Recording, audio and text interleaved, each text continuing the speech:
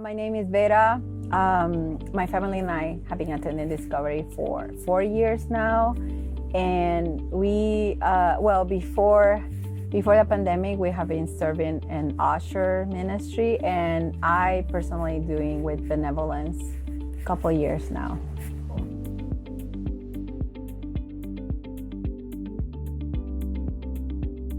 Well, to be honest, it kind of reminded a ministry I was working back in my country in Honduras, and I was looking for ways to serve directly with people that not necessarily a part of the church. So yeah, when Nancy told me about it, how they were doing and everything, I think it was a great opportunity. And yeah, I don't know, I felt like I would like to serve in that area.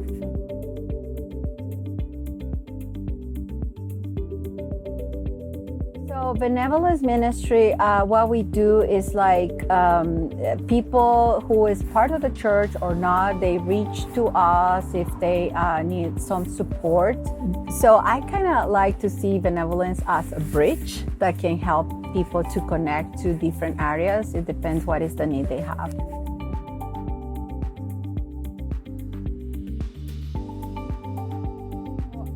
I met this person a couple months way ago when was not the pandemic, and I have the opportunity to meet her in person and spoke with her, and she shared with me about her struggles and everything was going on in that time in her life and everything.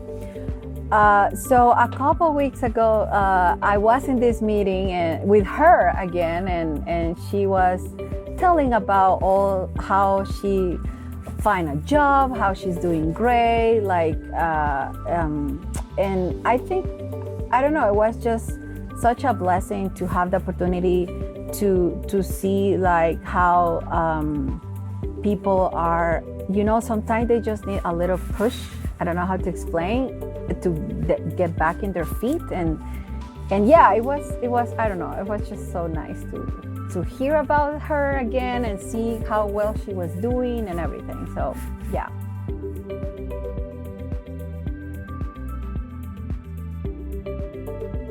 One of the reasons we as a family decide to stay in Discovery is because we noticed that since the first time we went there, like how important was their value to share not just the news about the gospel, but the resource too with people in need. So I think have the opportunity to directly do that through this ministry, it's kind of like a privilege, I guess. Yeah, it is a privilege, and be able to share with people, things that we have as a church, the resource that we have as a church. And if you think about it, like one of the things, Jesus, every time that he was about to do a miracle, he take care of the, how do you say in English? Like the needs too. Like if someone was thirsty, he will give water, he will make food, like he will give miracle about food. So he shared about the news about the Father, but at the same time, he was taking care of the physical needs of the people. So I think it's important for us as a church, don't forget that it's important to share the gospel, but at the same time, we can't be blind about the physical needs and the people have too. So it's like a balance between spiritual needs and physical needs.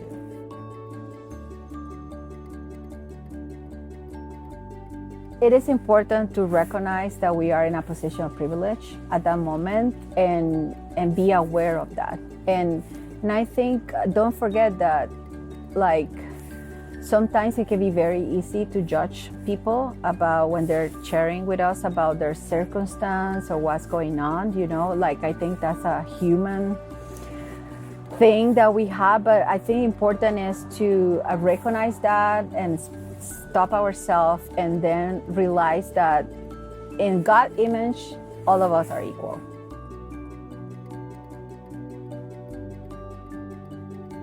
myself, I don't see myself giving to them because, like I mentioned, I feel like I'm more like a bridge or administrator of the resource, or trying to be wise for both sides, like for people who's giving the money and then for people who's receiving.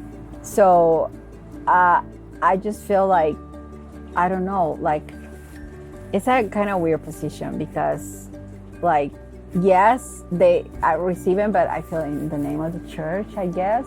But I guess I receive more because I'm actually listening their stories and I'm learning about how God is, I don't know, touching that family, or how God has been doing. And they're telling us about, yeah, look, this day I didn't have anything, and then I have this, and came suddenly. It's like a miracle. So yeah, so kind of, I don't know, like I receive it more actually because I'm listening their stories and I'm learning about their testimonies about God, you know.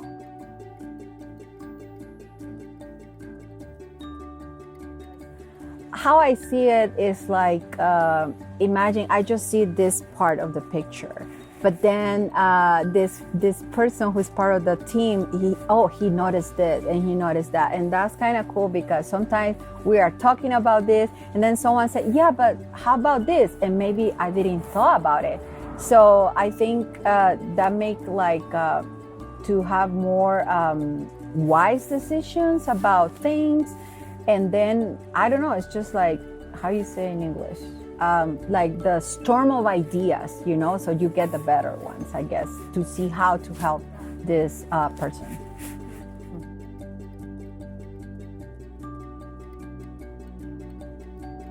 We start serving kind of right away after we start church, because in my experience, it's like a way to see the gospel in action, you know. And different ministries will have different things that you can, like, we're thinking about, yeah, I'm serving, but to be honest, actually you're receiving. And the other way too is like, I don't know, personally, I feel like a strong connection with God when I'm serving.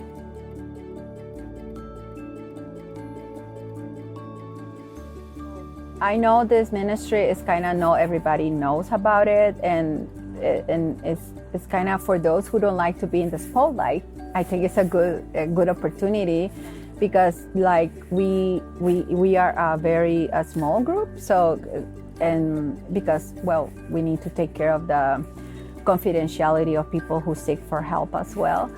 But at the same time, it's a good opportunity to like know about the resource that is available in our community.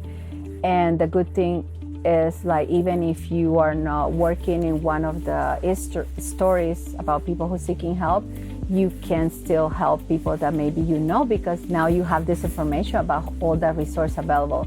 So it's kind of good because you work directly with the ministry, but at the same time it can be helpful information for you personally if you need a resource one time, or if you want to help, I don't know, neighbors, relatives, and other people you know.